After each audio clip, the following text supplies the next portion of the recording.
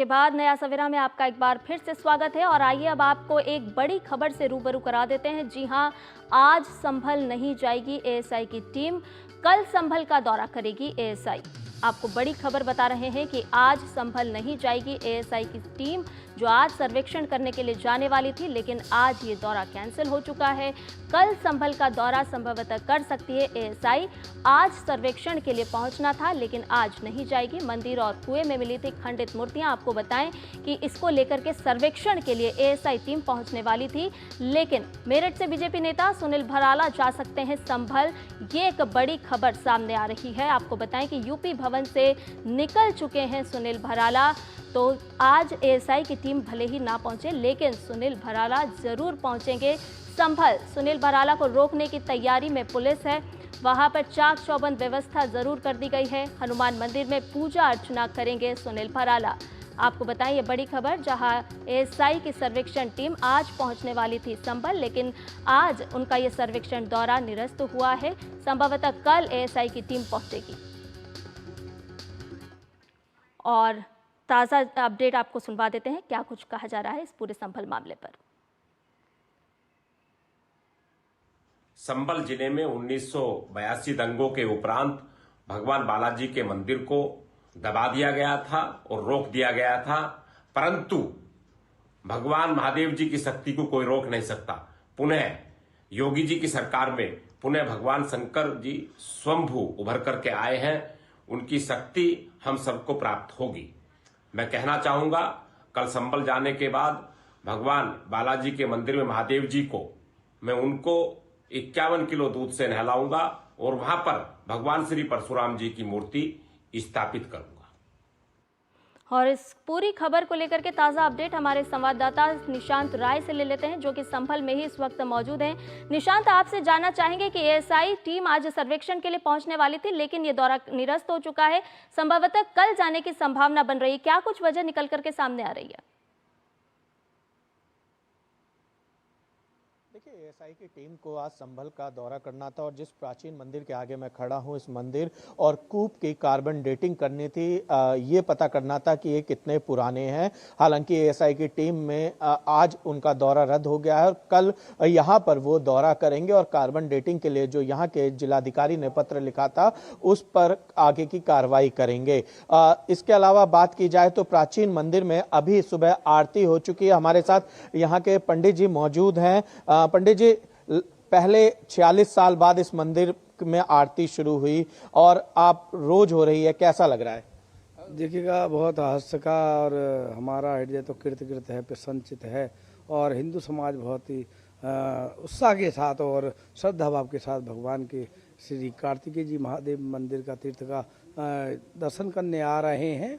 और इस तीर्थ को जो संबंध में हमारे आश्रय तीर्थ हैं, उसमें इस तीर्थ का भी जिक्र है। ये कार्तिकेय महादेव तीर्थ है और इसमें दर्शन करने से अनेक विघ्न बाधा निवारण होता है और उत्तम फल की प्राप्ति होती है। तो जैसे वो आप कूप देख रहे हैं, कुआं है, ये हमारे यहाँ 19 कूप हैं।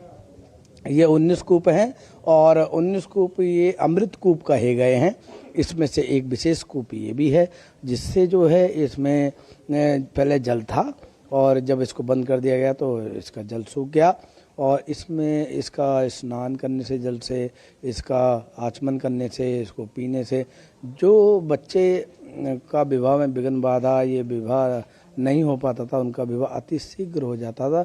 इस कुएं का ये विशेष उत्तम फल है और इस जल को पीने से अकाल मृत्यु हरणम, अकाल मृत्यु नहीं होती थी और दीर्घायु होते थे।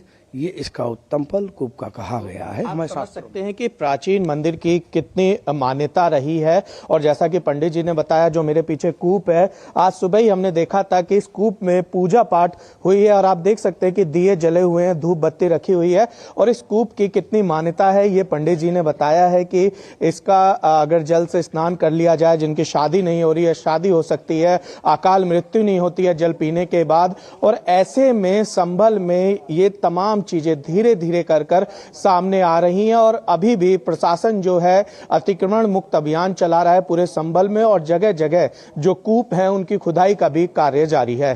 निशांत, आस्था के दृश्य तो हम लगातार देख ही रहे हैं, ताज़ा अपडेट भी अभी आपने दिया, लेकिन आपसे ये भी हम जानना चाहेंगे कि जैसे पहले हमने देखा कि महादेव और गौरी की मूर्तियां मिली, उसके बाद राधा कृष्ण की मूर्तियां मिली, क्या वहां के स्थानीय लोगों से आपकी बात हुई है? किस तरह की संभावनाएं अब वो व्यक्त कर रहे हैं? क्या और भी मूर्तियां मिलने की संभावना व्यक्त की जा रही है उनकी तरफ से?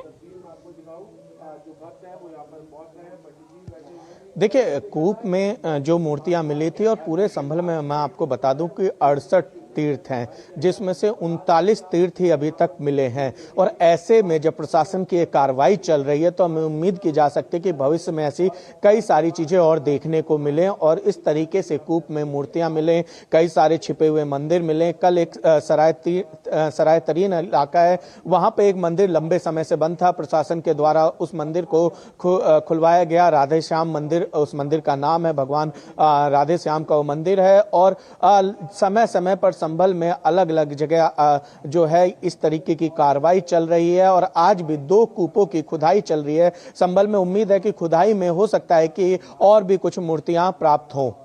निशांत, अभी ताज़ा अपडेट हम अपने दर्शकों को बता रहे थे कि आज भाजपा नेता भी वहां पर पहुंचने वाले हैं। किस तरह की चाक चौबंद व्यवस्था की गई है?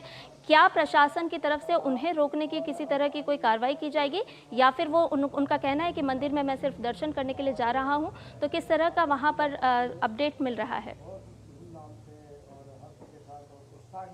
देखिए, संभल में अभी किसी भी राजनीतिक व्यक्ति का जो संभल के बाहर का है उसका प्रवेश पूरी तरीके से निषेध है। इसी के चलते उम्मीद की जा रही है कि उनको या तो चूंकि यूपी भवन दिल्ली में वो मौजूद हैं, उनको यूपी गेट बॉर्डर पर रोका जाएगा या छिजारसी टोल प्लाजा जो कि डासना में पड़ता है वहां पर रोका जाएगा, जिसको लेकर तैयारियां की जा रही हैं। हालांकि यहाँ के एसएसपी ने पत्र लिखा है वहां इनको संभल ना आने देने के लिए, और ऐसे में उम्मीद की जा रही है कि उनको पहले ही रोक लिया जाएगा। फिलहाल संभल में कोई भी राजनीतिक व्यक्ति प्रवेश नहीं कर पाएगा।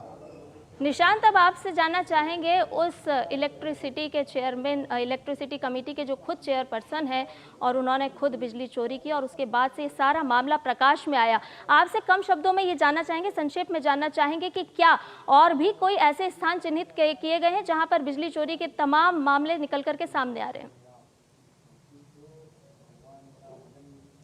देखिए, अभी प्रशासन पूरी तरीके से संभल में हर एक चीज पर नजर रखे हुए है, जिसमें बिजली चोरी एक बड़ा मुद्दा था। और हमने देखा था कि पिछले हफ्ते एक मस्जिद के पास एक जंक्शन मिला था जहां पे एक जगह से 100 घरों में सप्लाई की जा रही थी। हालांकि उस पर कार्रवाई की गई और यहां पर सभी घरों में प्रशासन के द्वारा अब स्मार्ट मीटर लगाए जा रहे हैं। उसी क्रम में लगातार बिजली विभाग अपनी कार्रवाई कर रहा है और ऐसे में अगर कोई ऐसी चीजें निकलकर सामने आती हैं तो विद्युत विभाग उस पर कार्रवाई जरूर करेगा। लेकिन फिलहाल संभल में जैसा कि हमारी डीएम से भी बात हुई थी, उन्होंने साफ कर दिया था कि हम पूरी तरीके से संभल को अतिक्रमण मुक्त बनाएंगे और उसी के तहत ये तमाम एजेंसीज अपना अपना काम कर रही हैं।